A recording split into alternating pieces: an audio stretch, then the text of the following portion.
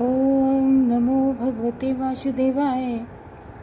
तो आज हम लोग श्रीमद् भागवतम के इस तृतीय स्कंद के 5वें अध्याय का 5वां श्लोक लेते हैं। करोति कर्माणि कृतावतारो यान्यात्मतंत्रो भगवान् त्रिधीशा यथा ससर्जाग्रिदं निरीहा संस्थाप्य वृत्तिं जगतो विद्यते। तो हम लोगों ने जाना था कल चौथे श्लोक में कि जो विदुर महाराज हैं मैत्रेय ऋषि के पास आकर मैत्रेय ऋषि से भगवान के विषय में, भगवान के ज्ञान विज्ञान के बारे में क्वेश्चन कर रहे हैं और पूछ रहे हैं कि भगवान जो हैं, भगवान की दिव्य जो भक्ति है उसके विषय में पूछ रहे हैं। अब आज क्या क्वेश्चन पूछा है, कह रहे हैं करोति कर्माणि कृतावतारो।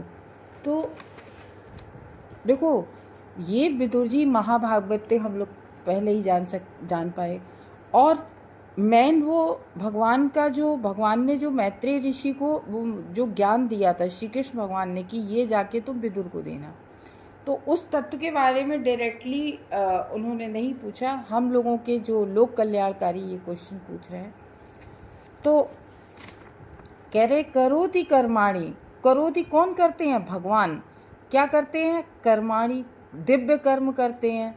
और क्या दिव्य कर्म करते हैं। यहाँ पर इस श्लोक में दो क्वेश्चन पूछे हैं कि भगवान दिव्य कर्म करते हैं, और यहाँ पर इस जबकि वो भगवान क्या है? भगवान त्रिधीशा, यानी कि तीनों जो गुणों हैं उनसे परे हैं। यानी कि ये पूरा जगत किससे चल रहा है? सतोगुण, रजोगुण, तमोगुण, हम सब जितने भी हैं वो हमेशा इन तीन में से किसी एक, पूरा जगत ही चल रहा है इन तीन में से। कोई रजोगुण में, कभी कोई सतोगुण में, कभी कोई तमोगुण में, इन तीनों गुणों के अधीन है, मतलब इन तीनों गुणों से प्रभावित होते हैं। लेकिन भगवान है जो वो पूरा जगत इस तरीके से तीन भावों में, लेकिन भगवान इन तीनों गुणों से बिल्कुल स्वतंत्र है। क्यों? वो बिल्कुल हर तरह से स्वतंत्र है, सर्वतंत्र स्वराट है। और वो भगवान जो, और उन पर ये जो तीन गुण हैं, ये भगवान की जो शक्ति है माया देवी, वो इन्हीं तीन गुणों से पूरे संसार को चलाती है। तो वो भगवान फिर भी भगवान अवतार लेते हैं, यानी कि अवतार ग्रहण करते हैं, और अवतार ग्रहण करके हम लोगों ने क्या जाना? दिव्य कर्म करते रहते हैं। देखो लीला में तो सेम दो क्वेश्चन है कि भगवान के अवतार के विषय में पूछा है, और फिर इस जगत में आके वो दिव्य कर्म करते हैं, जैसे गोवर्धन पर्वत उठाना। तो कह रहे हैं कि तो और इस सृष्टि को बना के उसका नियमन भी करते हैं। देखो जब हमें किसी चीज़ से लगाव नहीं है, भगवान को इस सृष्टि से, इस जगत से कोई लेना देना नहीं है, भौतिक किसी भी भौतिक चीज़ से भगवान को कोई लेना देना नहीं है, फिर भी ये सृष्टि इतनी, प्रकृति कभी देखिए कितनी सुंदर भगवान ने सृष्टि बनाई है। और भगवान ने इस सृष्टि, सेकंड जो कैंटो पढ़ा था वो पूरा सृष्टि के ऊपर है, किस प्रकार से प्रधान से भगवान पूरा महातत्व और ये पूरी सृष्टि का किस तरीके से चयन करते, पूरा कॉस्मिक कैसे ब्रह्मांड बनते हैं, सब पूरा विवरण था, हम लोगों ने पढ़ा था। तो अब यहाँ पर कह रहे हैं कि वो भगवान जो सृष्टि करते हैं और लीला करते हैं, अवतार भी करते हैं। जबकि वो, देखो हम लोगों को एक मोह होता है ना कि नहीं हमारा बहुत बढ़िया घर हो तो हम घर बनाते हैं, फिर कि हमारी एक बहुत बढ़िया कार हो तो हम कार खरीदते हैं। तो हमें एक वो होता है, तभी तो हम खरीदते हैं कि बिना हमें किसी लगाव के, बिना लाग लपेट के हम क्यों घर बनाएंगे, हम क्यों कार खरीदेंगे अगर किसी चीज़ से हमें लगाव या मोह नहीं होता है। लेकिन भगवान ऐसे हैं कि वो क्षण ऐश्वर्यों से युक्त है, पूर्ण गुण, पूर्ण बल, पूर्ण यश, पूर्ण धन, पूर्ण, मतलब सब क्षण ऐश्वर्यों से युक्त हैं भगवान, पूर्ण सौंदर्य। और वो भगवान, और लास्ट में भगवान का छठवां गुण है पूर्ण वैराग्य। पूरा मतलब किसी भी चीज़ से कभी भी पूर्ण वैराग्य से युक्त है। तो वो, तो इसीलिए तो कि इतना सब कुछ बनाने के बाद उन्हें किसी चीज़ से कोई मोह लाग लपेट नहीं है, तो वो भगवान क्यों ऐसा करते हैं ये। और अभी तो केवल क्वेश्चन चल रहे हैं, बाद में सब क्वेश्चन के इकट्ठे आंसर देंगे, क्योंकि भागवतम को हम ऐसे ही देखते चले आ रहे। जैसे फर्स्ट कैंटो में ऋषियों ने इकट्ठे 8 क्वेश्चन, शौनक आदि ऋषियों ने इकट्ठे 8 क्वेश्चन किए थे, फिर धीरे धीरे सूत गोस्वामी ने उन 8 क्वेश्चन के आंसर दिए थे। तो ऐसे क्वेश्चन और आंसर पे चलती है भागवतम। तो यहाँ पर वो क्वेश्चन इस तरीके से कर रहे हैं कि उनके अवतार के बारे में बताइए, वो दिव्य कर्म जो करते हैं और फिर उनका नियमन करते हैं। सृष्टि कर दी, फिर देखो जो इसमें बताया त्रिधीस 3, तो इसको कैसे भी भगवान हर तरह से तीनों के स्वामी हैं। देखो जैसे भगवान ने सबसे पहले जो महाविष्णु, काणोदक साई विष्णु, गर्भोदक साई विष्णु है ना, उनको हम लोगों ने जाना था, क्षीरोदक साई विष्णु। तो ये विष्णु, ये 3 विष्णु इस तरीके से हैं कि किस तरीके से सृष्टि का संचालन करते। फिर ऐसे समझ लो कि भगवान विष्णु, ब्रह्मा विष्णु महेश सृष्टि करते हैं, पालन करते, संहार करते, त्रिधीश है। इसी तरीके से सचोगुण, रजोगुण, तमोगुण तीनों के अधीश हैं। तो ये सब चीज़ें उन्हीं के अधीन है, भगवान के ही अधीन है। तो इस तरीके से कह रहे हैं वो भगवान के अधीन। तो कह रहे हैं कि हे महिषी, कृपा करके मुझे बताएं कि पूर्ण पुरुषोत्तम भगवान जो है वो जो तीनों लोगों के इच्छा रहित स्वतंत्र स्वामी है, उनकी कोई भौतिक इच्छा नहीं होती है, वो स्वतंत्र स्वामी है। यानी कि स्वतंत्र स्वामी मीन्स उन्हें वो किसी चीज का उन पर नियंत्रण नहीं है, वो सबके नियंता है भगवान। तो और वो उनकी कोई इच्छा नहीं रहती है, फिर भी वो समस्त शक्तियों के नियंता है। और किस तरह से फिर वो जब कुछ नहीं है उन्हें कुछ, तो किस तरह से अवतारों को स्वीकार करते हैं, अवतार लेकर आते हैं। और अवतार लेके आते हो, एक ये क्वेश्चन है कि क्यों सब तरह अवतार लेके आते हो, किस तरह विराट जगत को उत्पन्न करते हैं। कितना विराट जगत है, हम लोग कल्पना भी नहीं कर सकते हैं कि जिस पृथ्वी पर हम रह रहे हैं ऐसे असंख्य ब्रह्मांड भगवान बनाते हैं। और ये देखा है सारे प्लैनेट्स जो होते हैं वो अपनी अपनी जगह पे किस तरीके से स्थिर रहते हैं। और हमने देखा कि ध्रुव तारा अगर एक जगह निकलता है तो वही निकलेगा। मतलब हर चीज ऐसी सटीक है भगवान की सृष्टि की। सूर्य किस तरीके से उतने ही घंटे बाद निकलेगा, किस तरीके से उतने ही घंटे बाद शाम को छिपता है, सुबह उगता है। मतलब हर चीज, पूरी प्रकृति का नियमन कितने कायदे से हो रहा है। ऋतुएं कैसे नियमन से आ रही हैं, ठीक है ना। और जो हम देखते हैं कि कहीं सर्दी है, कहीं गर्मी है। कल हम क्लास पढ़ रहे थे मैंगलोर में, प्रभु जी ऐसे ही बैठे थे, केवल अपना एक वो पहने, छोटा हल्का सा कुर्ता पहने। तो फिर हमने एकदम से सोचा, हमने कहा अरे प्रभु जी को इतनी, फिर हमने कहा नहीं, वहाँ का वेदर तो क्यों होता है, क्योंकि पृथ्वी हम लोग देखते हैं ना कि किस तरीके से तिरछी 23 डिग्री उस पर थोड़ी सी ऐसी झुकी हुई है। तो वो पृथ्वी तो उस तरीके से कहीं गर्मी कहीं सर्दी, ये भी होता है। तो मतलब हर चीज का नियमन कैसे हो रहा है, मतलब जो जैसे जहाँ स्थिर कर दिया भगवान ने वो वैसे ही उसका नियमन चल रहा है। तो ये कह रहे हैं कि विराट जगत को भगवान ने उत्पन्न किया है और उसके परिपालन के लिए, और वो वैसे ही चलता रहे, उसके परिपालन के लिए नियामक सिद्धांत पूर्णतः व्यवस्थित हैं। जैसे लास्ट लाइन है, संस्थाप्य वृत्तिम जगतो विद्यते। तो यहाँ पर क्या है, संस्थापित, यानी कि उस जगत को भगवान ने संस्थापित तो कर दिया। तो इस जगत में हम देखते हैं कि कितने तरह की, जैसे जलचर हैं, जैसे मछली इत्यादि है। मछली को पानी में रखो, पानी से बाहर निकालोगे तो मछली के लिए पानी सब कुछ है। हम लोग वृक्ष लगाते हैं, अगर वृक्ष में धूप नहीं जा रही है, वृक्ष अपना पानी कहाँ से लेता है, धूप से और जल से। वो वृक्ष का भोजन कहाँ से होता है, धूप जल से। तो मतलब हर चीज अपना कैसे नियमन प्रकृति का चल रही है, हैं। और मच्छर कैसे जीता रहता है, हमारा ब्लड लेके। और हम लोग कैसे जीते हैं पृथ्वी पर, गेहूं और ये सब उत्पन्न करके अन्न पर, ठीक है ना। और जैसे कुछ पक्षी को क्या खाना है, किसको कौन सा कीड़ा खाना है, जीवनो जीवनस्य जी।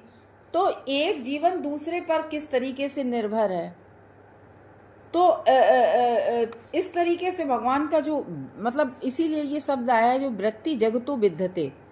तो सबकी अलग अलग वृत्ति है और जगत में क्या हो रहा है, विद्यते, कि वो चल रहा है। विद्यते नियमन उसका हो रहा है सब कुछ। जैसे सर्प आता है, चूहे को खा लेता है, मेढक को खा लेता है, तो इस तरीके से सबका अपना अपनी वृत्ति होती है, कौन किस पे जीवित रह रहा है। हम लोग चाहें तो पेड़ों की तरह जीवित रह सकते हैं कि बस पानी पीते रहें और धूप लेते रहें, धूप से हम लोगों को। तो इस तरीके से हर चीज़ का किस तरीके से नियमन हो रहा है। तो वो इसमें जो क्वेश्चन पूछ रहे हैं, कह रहे हैं श्री कृष्ण आदि भगवान हैं। आदि भगवान यानी कि श्री कृष्ण कौन है? जो हमारे भागवत में जन्माधस्य अतो अन्वयात इतरतश्चार्थे सुभिज्ञ सरा तेने ब्रह्म हृदय आदि कवये मुह्यन्ति अत्सुर। उन्होंने ब्रह्मा को भी ज्ञान दिया। सबसे पहले तो ब्रह्मा जी उनकी नाभि से निकले थे भगवान की। तो इस तरीके से पूरा जगत उन्हीं से है। जब ये सृष्टि भी नहीं थी तब भी वो थे, और जब सृष्टि नहीं रहेगी तब भी हम लोग रहेंगे। क्योंकि ये सब बातें हम अपने मन से नहीं कह रहे हैं। भागवतम आप पढ़िए, भागवतम में हर चीज़ लिखी है कि जब प्रलय होती है तो हम सब लोग, और प्रलय 3 तरह की होती है। एक तो आंशिक प्रलय होती है, जो ब्रह्मा जी की रात्रि होती है, जब तब आंशिक प्रलय होती है। तब हम लोग क्या करते हैं, भगवान के हिरण्य गर्भ में जैसे के तैसे समा जाते हैं, और उसके बाद में भगवान सृष्टि कर देते। तो हम लोग जैसे जो जिस उम्र का होता है वो वैसे बिल्कुल ऐसा ही होता है जैसे स्वप्न से जागने जैसा। जो जिस उम्र का होता है, जो जैसे सोच रहा होता है, जो जो कर रहा होता है, वह सृष्टि वहीं से स्टार्ट हो जाती है, और हम लोगों को कुछ याद भी नहीं रहता। ये सब भगवान का होता है। आंशिक प्रलय, पूर्ण प्रलय, और इस तरीके से 3 प्रलय की प्रलय होती हैं। तो ये होता है। तो भगवान ये सब भगवान कर रहे हैं ना। तो ये बता रहे हैं कि श्री कृष्ण आदि भगवान है, और जिनसे कारणव साई विष्णु, क्योंकि भगवान हम लोगों ने ये सब पढ़ चुके हैं फर्स्ट कैंटो में, सब पूरा पढ़ चुके हैं। लेकिन फिर भी एक बार बता दें जब आया है इसके तात्पर्य में, कि सबसे पहले भगवान होते हैं पूर्ण पुरुषोत्तम। तो सबसे पहले तो भगवान से निकल के कारणव साई विष्णु आते हैं, निकल के आते हैं भगवान से, और वो आके उनके शरीर से पसीने, जैसे अपन लोगों के पसीना नहीं निकलता, ऐसे ही जल निकलता है उनके रोमकूपों से, और वो उससे क्षीर सागर बनता है। वो क्षीर सागर कल्पना नहीं है, सारे उसने देखा है पूरा। उसमें नासा वगैरह ने सबने फोटो खींची, बिल्कुल दूध जैसा सागर दिखता है ऊपर, क्षीर सागर। तो वो बना, और उसमें लेट गए भगवान। फिर गर्भोदक साई उनसे निकल के आए। गर्भोदक साई के कमल नाभि से विष्णु निकले दूसरे नंबर पर, गर्भोदक साई, इसीलिए उन्हें गर्भोदक साई विष्णु कहा जाता है कि कमल नाभि से निकले उनके ब्रह्मा जी।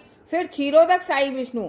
तो जब अलग अलग ब्रह्मांड में अलग अलग ब्रह्मा जी गए, फिर वो गर्भोदक साई विष्णु क्या करते हैं कि हर ब्रह्मांड में उन जो ब्रह्मा जी हैं उनमें जो जो सृष्टि हुई है उन सब में परमात्मा रूप से विराजमान हुए आपके ये गर्भोदक साई विष्णु।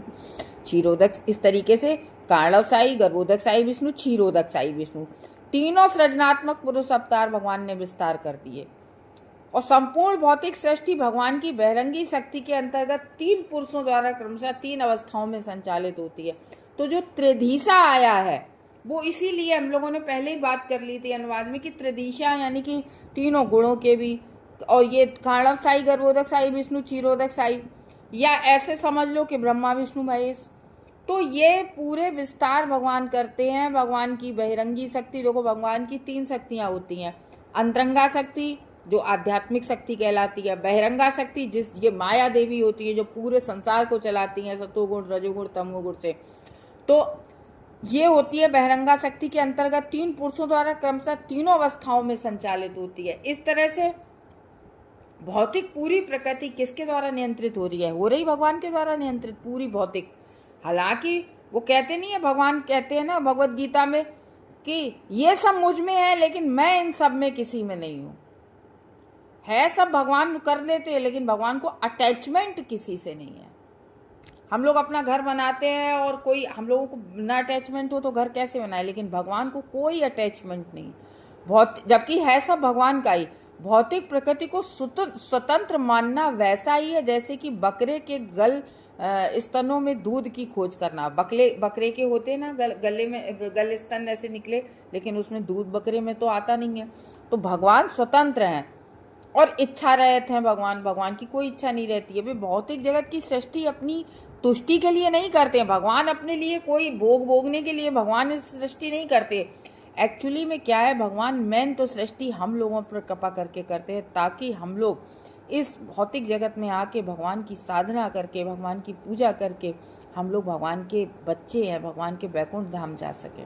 लेकिन हम यहाँ आकर सब भूल जाते हैं। हम लोग सोचते हैं कि ये सृष्टि हमारी भोग के लिए बनी है और हम इसका भोग करें, हम इंद्रिय तृप्ति और भोग में लग जाते हैं। तो वही कह रहे हैं, भगवान भौतिक जगत की सृष्टि अपनी तुष्टि के लिए नहीं करते हैं। जिस तरह से हम अपनी भौतिक इच्छाओं की पूर्ति के लिए हम लोग लेकिन जैसे जैसे हम लोग नहीं करते, घरेलू कामकाज की सृष्टि करते हैं, वही घर बनाना, गाड़ी लेना, बंगला ना, बच्चे पैदा करना, शादी करना, हम लोग अपनी इच्छा के लिए करते हैं ना अपनी। लेकिन भौतिक जगत उन बद्ध जीवों में भ्रामक भोग के लिए उत्पन्न किया जाता है। तो हम लोग भ्रमित हो जाते कि नहीं, ये सब हमारे भोग के लिए है, जो अनादिकाल से श्री भगवान की दिव्य सेवा के विरुद्ध रहते आए हैं। किंतु भौतिक ब्रह्मांड अपने में परिपूर्ण है।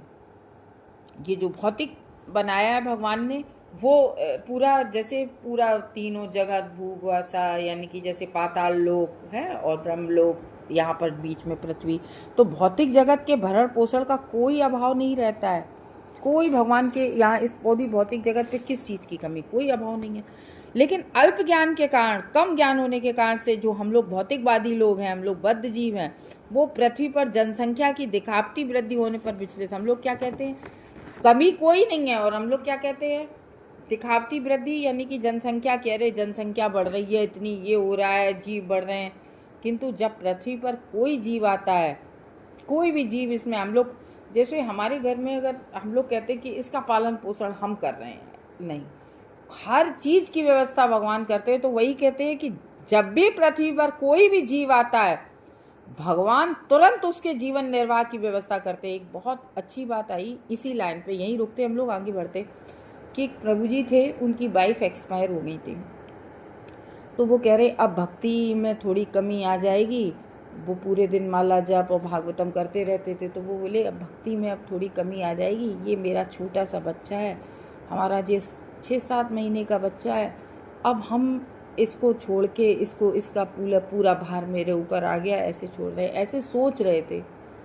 उन्होंने देखा कि दीवार पे एक छिपकली का जो बच्चा था, वो बिल्कुल जरा सा था बच्चा, वो गिरा और नीचे आके, और एक मच्छर था, कुछ था, और उस बच्चे ने आके उसको, चींटे को भी खा लिया, मच्छर को भी खा लिया, ऐसे करके। तो हुई ना व्यवस्था। तो फिर उन्हें वो ज्ञान आ गया कि अरे सबके तो भगवान है, ये जरा सा इस तरीके से देखो, ये भगवान हर किसी की व्यवस्था कर देते हैं। तो जीवन निर्वाह की व्यवस्था करते हैं। अन्य योनियों में जिनकी संख्या मानव समाज से कहीं अधिक है। हम एक बात बता दें, हम लोग कहते हैं इंसान दिखते हैं, हम इंसानों से बहुत बड़ी संख्या बंदरों की, बहुत बड़ी संख्या छिपकलियों की, बहुत बड़ी संख्या में कीड़े मकोड़े, बहुत और भी प्रजातियां जो मानव जीवन से भी ज़्यादा है। तो भरण पोषण के लिए कभी कोई चिंतित नहीं होता है, ना कभी कोई ना भूखा मरता है। वे कभी भी भूख से मरती नहीं देखी जाती हैं। गाय कितनी घूम रही हैं, कोई भूख से मरती देखी गई है? सबकी व्यवस्था भगवान बना देते हैं। यह तो एकमात्र मानव समाज है जो खाद्य स्थिति के विषय में चिंतित रहता है। केवल एक मानव समाज है वो चिंतित रहता।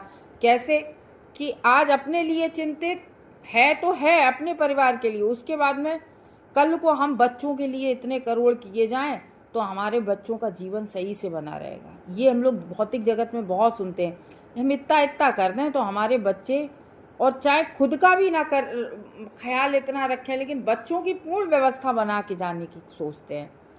तो ये है कि जीना 100 वर्ष भी नहीं है, और पता नहीं 100 वर्ष तो बहुत बड़ी चीज़ है कि जीवन का पता ही नहीं है कि हम कब तक रहेंगे, ये तो कोई नहीं जानता। लेकिन आगे भविष्य की, आगे के आने वाले 500 वर्षों की चिंता रहती है। खाद्य स्थिति के विषय में व्यक्ति ही है जो चिंतित रहता है। तो और प्रशासनिक को व्यवस्था को छिपाने हेतु यह दलील दी जाती है कि जनसंख्या अत्यधिक गति से बढ़ रही है। ये कहा जाता है कि अरे बहुत सारी पॉपुलेशन हो गई है।